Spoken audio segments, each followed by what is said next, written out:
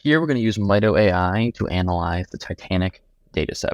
The first thing we want to do is we want to get rid of the ticket and cabin columns. I open the Mito AI prompt like this, and I say, remove the ticket and cabin column. Mito AI is going to generate that code. It's going to make that edit in the sheet. You'll see the code that those columns are gone. And also it's going to write the equivalent code down here. Now we want to move the survived column, which is over here. We want to move it all the way to the right of this data set.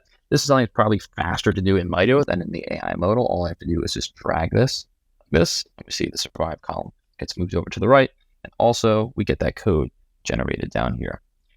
Now I want to do is take this column with the sex value and I want to make it a binary variable. So I'm going to open up Mito AI and say, make a new column that takes the sex value and makes it binary.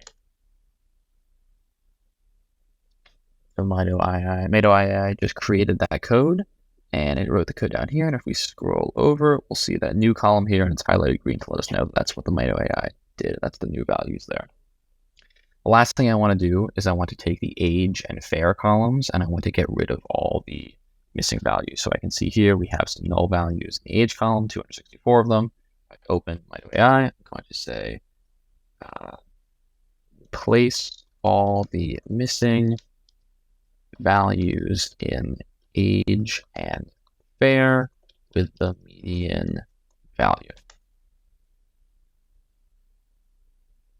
Mito AI is going to generate this. It lets us know that it's edited these two columns right here. And also it writes the code